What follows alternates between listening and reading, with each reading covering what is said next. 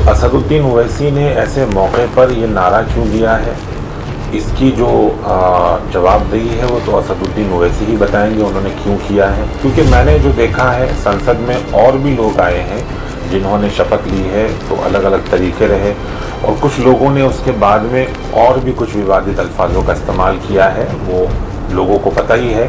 अगर कोई भी अल्फाज वहाँ पर संविधान के खिलाफ हुआ है, चाहे वो असदुद्दीन ओवैसी हो या कोई और हो, तो अगर संविधान के खिलाफ है तो इसके लिए उचित कार्रवाई भी उठनी चाहिए। संविधान इस मुल्क की शान है और ये मुल्क संविधान से चलता आया है और संविधान से चलेगा, और अगर संविधान के खिलाफ कोई काम हुआ है तो इस पर यकीनन कार्रवाई होनी चाहिए, वो कोई भी हो। तो ये हमारे लिए बहुत दुर्भाग्य की बात है कि मुल्क में अब मुद्दों पर बात नहीं होती, धर्म पर बात होती है, और यकीन मानिए ये मुल्क को कमज़ोर करने वाली बात है।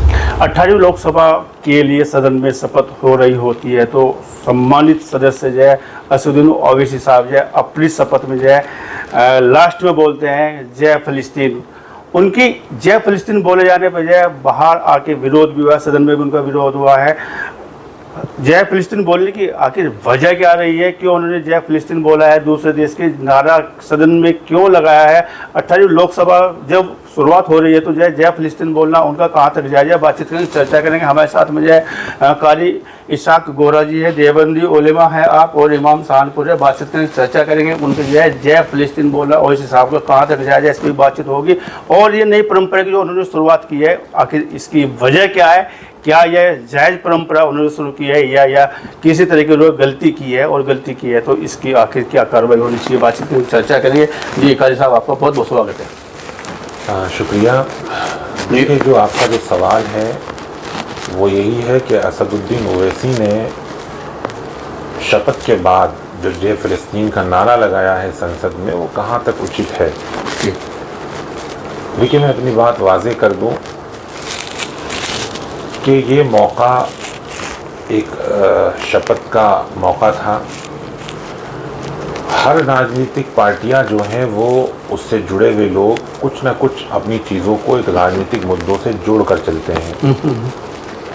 अब असदुद्दीन ओवैसी ने ऐसे मौके पर ये नारा क्यों दिया है, इसकी जो जवाबदेही है वो तो असदुद्दीन ओवैसी ही बताएंगे उन्होंने क्यों किया है।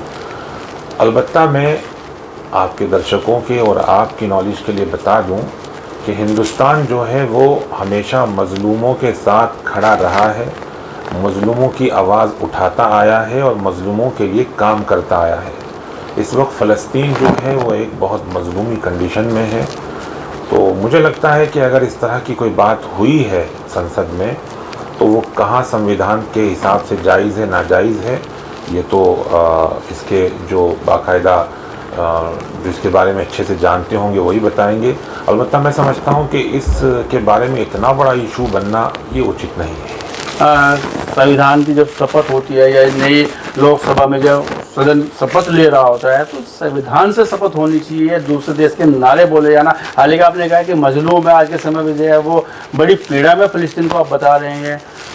वास्तव में उस बात को रखने का दूसरा तरीका भी हो सकता था।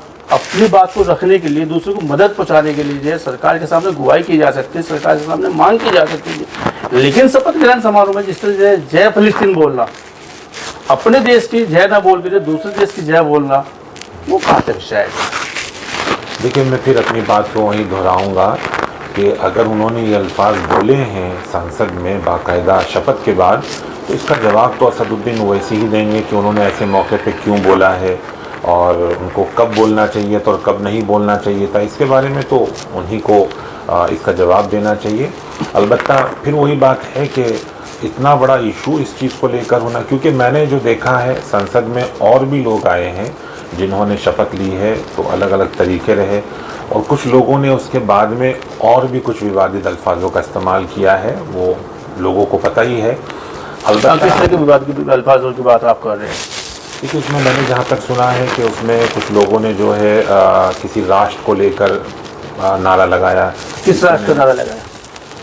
इसके उसमें जहाँ तक मुझे मालूमात हुई और मैंने देखा, उसमें कहा गया है कि हिंदू राष्ट्र के बारे में बाकायदा नारा दिया गया है और भी दीगर जो चीज़ें सामने आई हैं। तो मैं समझता हूँ कि अगर कोई भी अल्फाज वहाँ पर संविधान के खिलाफ हुआ है, चाहे वो असदुद्दीन ओवैसी हो या कोई और हो, तो अगर संविधान के खिलाफ है तो इसके लिए उचित कार्रवाई भी उठनी चाहिए, मगर सबको एक नज़र से देखने की आवश्यकता है। किसी एक के साथ कोई ज़्यादती का मामला नहीं होना चाहिए। अपने देश पे बात रखना एक अलग विषय हो सकता है, लेकिन दूसरे देश का नारा लगाना, सदन के अंदर नारा लगाना, क्या वो संविधान की परिपूर्ण उसमें आता है? देखिए, मैंने फिर वही कहा है कि अगर कोई संविधान के खिलाफ कार्य हुआ है तो उस पर कार्रवाई उचित है, बिल्कुल होनी चाहिए। संविधान इस मुल्क की शान है और ये मुल्क संविधान से चलता आया है और संविधान से चलेगा। और अगर संविधान के खिलाफ कोई काम हुआ है तो उस पर यकीनन कार्रवाई होनी चाहिए, वो कोई भी हो, उसमें किसी एक को नहीं होना चाहिए, कोई भी हो। संविधान के खिलाफ अगर कोई कार्य करता है तो उस पर बिल्कुल उचित कार्रवाई होनी चाहिए। बड़ी रहनुमाई करते हैं ओवैसी साहब, जब उनसे बाहर पूछा गया या सदन में उनका विरोध हुआ तो उन्होंने बोला कह दिया तो कह दिया, बोल दिया तो बोल दिया। अपनी बात को जो है हल्के में जो है उससे इतर हो गए, उससे बाहर आ गए, दायरे से बाहर आ गए। अपनी जो बात को, जो ज़बान उन्होंने वहाँ पे रखी है, उस ज़बान से बाहर आ गए। उन्होंने अपनी ज़बान की वजह नहीं बताई कि जय फ़िलिस्तीन बोलने के मेरे पीछे वजह यह है। जब उनसे मीडिया ने पूछा, तमाम लोगों ने उनका विरोध किया है, तो क्या वो इतने बड़े नेता होने के बाद मुझे जब जय फ़िलिस्तीन बोलते हैं तो उसकी वजह बतानी चाहिए थी, मैंने फ़िलिस्तीन की जय इसलिए बोला है, या उन्हें बताना चाहिए था कि देखो ये मैसेज है, मुझे बोलना नहीं चाहिए था, संवैधानिक रूप से मुझे गलती हुई है।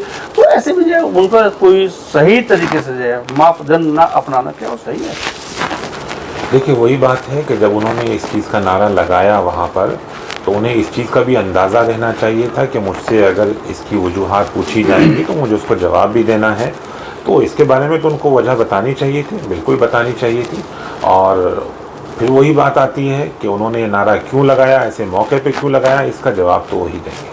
कोई तीसरा बंदा, कोई चौथा बंदा नहीं देगा। जिन्होंने इस नारे का आगाज़ किया है उन्हीं को इसका जवाब देगा। कायद साहब, आप जो है मुस्लिम विद्वान है, आप जो है देवबंद उलमा है और सहारनपुर में भी आप जो है इमाम का कार्य कर रहे हैं। यहाँ पे बड़े वजूद आप रखते हैं, जो है तमाम लोग आपको फॉलो करते हैं। लेकिन एक नई परंपरा का जिस तरह सदन में उन्होंने शुरुआत की है, कल कोई दूसरा सदन में मेंबर खड़ा होगा, किसी दूसरे देश की जय बोलेगा, कोई किसी दूसरे देश का नारा लगाएगा। क्या वो एक नई परंपरा, एक अच्छी परंपरा की उन्होंने शुरुआत की है? कैसे देखते हैं आप? देखिए, मैंने वही बात पहले भी कही है और मैं एक दफ़ा फिर दोहरा रहा हूँ। संविधान के ख़िलाफ़ अगर हिंदुस्तान में कोई भी कार्य करता है तो उसके विरुद्ध कार्रवाई होनी चाहिए, वो कोई भी हो। ये मुल्क हिंदुस्तान है और यहाँ पर संविधान चलता है। संविधान के ख़िलाफ़ कोई भी काम नहीं होना चाहिए, वो सदन में हो या पूरे मुल्क में हो। इस मुल्क की शान रही है संविधान और शान रहेगी। तो हमें ये चीज़ अपने अंदर बैठा लेनी चाहिए और जो भी संविधान के खिलाफ काम करता है उसके विरुद्ध कार्रवाई होनी चाहिए। जब कोई जो है खालिस्तान जिंदाबाद बोलता है या पाकिस्तान जिंदाबाद बोलता है, कोई भी बोल, कई बार ऐसा मामला है तो उनके खिलाफ जो कार्रवाई की गई है। क्या आपको लगता है कि जो कुछ गलत हुआ इनके उस हिसाब के खिलाफ कुछ कार्रवाई होनी चाहिए संवैधानिक रूप से? मैंने वही बात दोहराई है, उसमें किसी एक का नाम लेना, मैं समझता हूँ कि उसके खिलाफ इतने लंबी डिटेल से जाने की आवश्यकता नहीं है।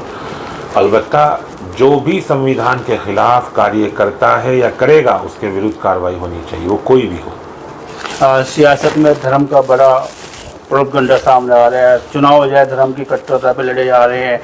तो क्या ये एक अच्छे तरफ बढ़ रहा है देश, या जाए इस संविधान के अनुरूप ही होना चाहिए, धार्मिक सियासत में जो जगह नहीं होनी चाहिए? कैसे? ये आपका बड़ा अच्छा सवाल है और ये हमारे लिए बहुत दुर्भाग्य की बात है कि मुल्क में अब मुद्दों पर बात नहीं होती, धर्म पर बात होती है। और यकीन मानिए ये मुल्क को कमज़ोर करने वाली बात है। हमारे यहाँ चुनाव पर मुद्दों पर बात होनी चाहिए, रोज़गार पर बात होनी चाहिए, तमाम कम्युनिटी को एक साथ लेकर किस तरह चला जाए उस पर बात होनी चाहिए, युवाओं के रोज़गार पर बात होनी चाहिए। मगर अफसोस की बात है कि यहाँ अब धर्म की बात होती है। ये चीज़ें दुरुस्त नहीं हैं, ये मुल्क को कमज़ोर करने वाली बात है।